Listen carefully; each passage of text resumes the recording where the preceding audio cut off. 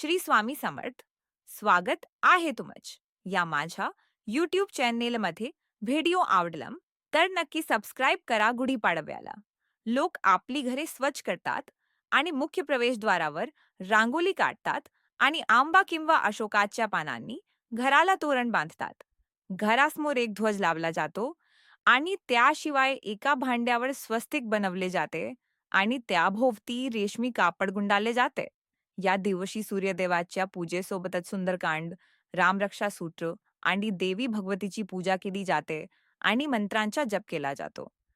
चांगल्या आरोग्यासाठी कडुलिंबाच्या कल्या गुलासोबत खाल्ल्या जातात. स्वामी समर्थांनी सांगितलेल्या गुढीपाडवा सणाबद्दल 10 खास गोष्टी तुम्हाला माहीत आहे का? चला पाहूया. नंबर 1.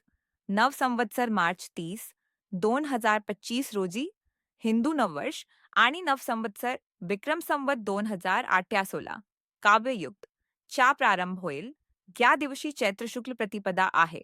या नवीन वर्षाच्या पहिल्या दिवसाचा स्वामी संपूर्ण वर्षाचा स्वामी मानला जातो. हिंदू नववर्ष रविवारपासून सुरू होत आहे, त्यामुळे नवीन विक्रम संवतचे स्वामी सूर्यदेव असेल. नंबर 2. शालिवाहन शक संवत. एका ऐतिहासिक कथेनुसार शालिवाहन नावाच्या एका कुंभाराच्या मुलाने मातीच्या सैनिकांची एक सेना बनवली आणि त्यांच्यावर पाणी शिंपडून त्यात जीवन फुंकले आणि या सैन्याच्या मदतीने त्याने आपल्या शत्रूचा पराभव केला. या विजयाचे प्रतीक म्हणून शालिवाहन शक संवतची सुरुवात देखील मानली जाते. नंबर 3. हिंदू पंचांग रचना. काल प्राचीन भारतातील महान गणितज्ञ आणि खगोलशास्त्रज्ञांनी त्यांच्या संशोधनाच्या परिणामी सूर्योदयापासून सूर्यास्तापर्यंतचे दिवस, महिने आणि वर्षे मोजून हिंदू पंचांग तयार केले. या दिवशी उज्जैनच्या सम्राट विक्रमादित्य यांनी शकांना पराभूत करून विक्रम संवत सुरू केला. या दिवशी भगवान विष्णूने मत्स्य अवतार घेतला आणि या दिवसापासून दिवस रात्रीपेक्षा मोठा होऊ लागतो. नंबर 4. सृष्टी निर्माण दिन. धार्मिक श्रद्धेनुसार गुढीपाडव्याच्या दिवशी भगवान ब्रह्मदेवाने विश्वाच्या निर्मितीचे कार्य सुरू केले आणि या दिवशी सत्ययुग सुरू झाले. म्हणूनच याला सृष्टीचा पहिला दिवस किंवा युगादी तिथी असेही म्हणतात. नवरात्रीच्या या दिवशी घटस्थापना, ध्वजारोहण, संवत्सराची पूजा इत्यादी विधी केले जातात. नंबर 5.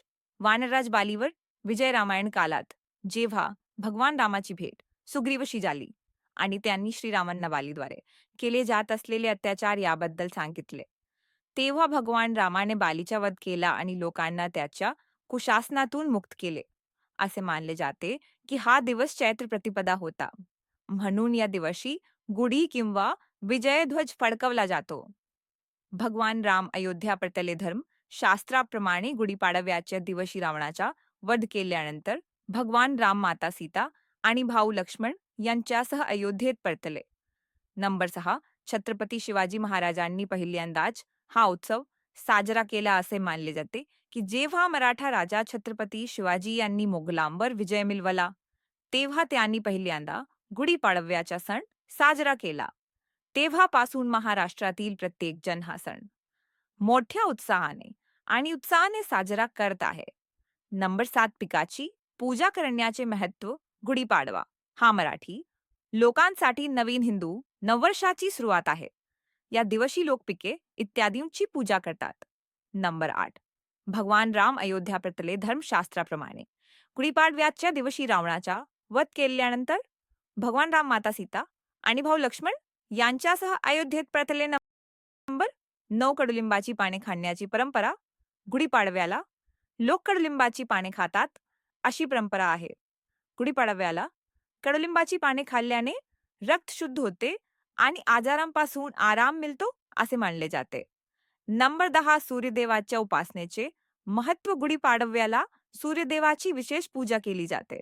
गुढीपाडव्याला सूर्यदेवाची पूजा करणाऱ्यांना आरोग्य, चांगले आरोग्य आणि आनंद आणि समृद्धी मिळते असे मानले जाते.